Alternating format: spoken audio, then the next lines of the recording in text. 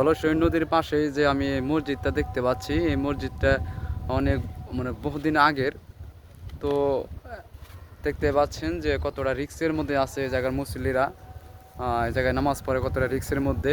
তো নদী কিন্তু একটা সময় এই জায়গায় ছিল না, অনেক দূরে ছিল। তো সেখান থেকে আস্তে আস্তে ভাঙতে ভাঙতে দেখেন কোনো মতে শুধু টিকে আছে আমাদের এই মসজিদটি।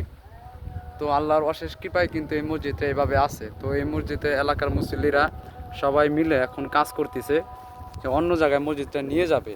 তো দেখতে পাচ্ছেন যে মসজিদটা কতটা ভয়াবহ অবস্থায় আছে। তো তেমনটা কাজ করা হয় নাই, ছোট্ট একটি সমাজ এই জায়গায় মুসল্লিরা নামাজ আদায় করে।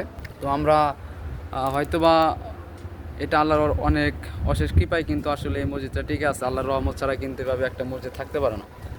তো দেখতে পাচ্ছেন এই যে এই সাইডে কিন্তু বাড়িঘর, এই যে। তো এই জায়গার মানুষেরাও কিন্তু খুব রিক্সের মধ্যে আছে। তো যখন তখন যদি আবার বর্ষা মাস আসে, আমার মনে হয় না যে এই বাড়িগুলো টিকে থাকতে পারবে। ইতিমধ্যে কিন্তু এই জায়গায় অনেক ঘনবসতি ছিল, অনেক বাড়িঘর ছিল।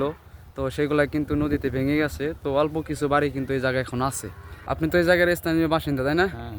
এই যে বর্তমানে এই মসজিদের অবস্থা, এটার কাজ ধরা হয় না, বা এটা কি আপনি এই জায়গায় সরাই নেবেন? এটা কতদিন ধরে ওই অবস্থায় আছে? এটা তো গত বন্যা এরকম রয়েছে।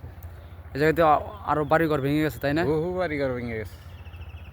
আপনার বাসা কোন জায়গায় আছে এটা? এই তো যে মসজিদের উত্তর পাশে। তো এই মসজিদের জন্য আপনাদের গ্রামবাসী থেকে বা কমিটির মাধ্যমে কি উদ্যোগ নিয়েছেন বর্তমানে?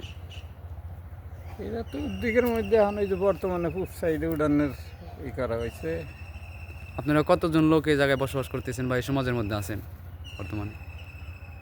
আমাদের সমাজে তো মনে করেন যে তাও 40-45 ঘরের মতো আছি। আগে অনেক বেশি ছিল, তাই না? আগে বেশি ছিল, এখন বাঘ হয়েছে তো ওই যে ওভার গেছে কত।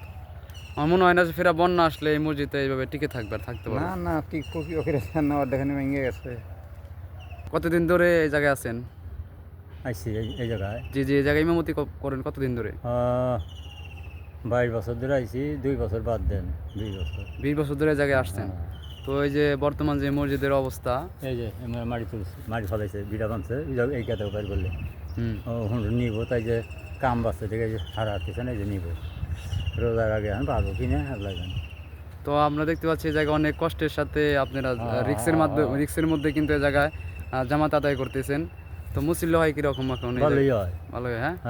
ভালোই হয়, ভালোই হয়। ভয় লাগে না এই যে এই জায়গায় এই অবস্থায় নামাজ পড়তেছেন?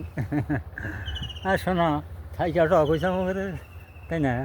আমার থাইকা টক হয়েছে কোন কাইলা কথা এখন ধরেন হান 10 জনের কাম দেখ গেছে ব্যাঙ্গে অফার। এই যে আজিজ মামা আর এসব মামা আছে, এই যে বাপে আছে, মানে এরা কবে নিব গড্ডা ব্যাঙ্গে নিতেছে না, এতে কথা। তো বর্তমান সরকারের কাছে আপনার কি আবেদন এই মসজিদ সম্পর্কে? আবেদন তো জানাই তো, পয়সাপাতি মানে দিছে বলে জানি কি যে জায়গা কেন হইলো, 7 ডিসমাল কিনছে, কিনে মাড়ি ফেলাইলো, টাকার দরকার মেলা, আর জিনিসটা নিব তাও টাকার দরকার, এই জন্য পড়ছে, বাড়ি পড়ছে। প্রিয় দর্শক, অত্যন্ত দুঃখের সাথে বলতে হয় তাদের ছোট্ট একটি সমাজ, 45টি ঘর। আগে অনেক বেশি ঘর ছিল, বর্তমানে নদী ভেঙে যাওয়ার কারণে অনেক মানুষ এই জায়গা থেকে ছিন্ন ছিন্ন হয়ে গেছে। নদী একটি প্রাকৃতিক সম্পদ, কিন্তু এই নদী যখন ভাঙন শুরু করে তখন মানুষের কান্না ঢল ভরে যায়। তো যারা যদি এমন কোনো হৃদয়বান ব্যক্তি থেকে থাকেন বা বাংলাদেশের সরকারের কাছে আমার আকুল আবেদন, এবং যদি কোনো হৃদয়বান ব্যক্তি থাকেন তাদের কাছে আমার আকুল আবেদন অন্তরস্থল থেকে, যদি কোনো হৃদয়বান ব্যক্তি এই মসজিদের জন্য সহযোগিতা করতে চান তাহলে সমুন্নতুলি টাঙ্গাইল উপজেলার শিলমপুর ইউনিয়নের সমুন্নতুলি নয়াপাড়া গ্রামে চলে আসতে পারেন। আমি অবশ্যই ডিসক্রিপশনে নাম্বার দেওয়া থাকবে, আপনারা যোগাযোগ করে এই মসজিদে কিছু সহযোগিতা করতে পারেন। কারণ 45টি ঘর মিলে তারা এই জায়গায় কিন্তু 45টি ঘর হলেও এই মসজিদটা কিন্তু ভরে যায়। কিন্তু তারা কতটা রিক্সের মধ্যে নামাজ পড়তেছে তাই আপনারা দেখতে পাচ্ছেন। নদী ভাঙন এলাকায় আগুনে পড়লে তাও কিছু থাকে, নদীতে ভাঙন শুরু করলে আসলে ঘরে কিছু থাকে না। তো সেক্ষেত্রে থেকে এই জায়গার মানুষ অনেক অসহায়ের মধ্যে আছে এবং দরিদ্রতার মধ্যে তার দিন কাটাতে হচ্ছে। তো আপনারা আপনাদের যতটুকু সামর্থ্য অনুযায়ী যদি আপনারা এই মসজিদের জন্য কিছু সাহায্য করতে চান, অবশ্যই আমি কমেন্ট বক্সে এবং ডিসক্রিপশন নাম্বার দেওয়া থাকবো, আপনারা যোগাযোগ করে এই মসজিদটার জন্য একটু সহযোগিতা করতে পারেন।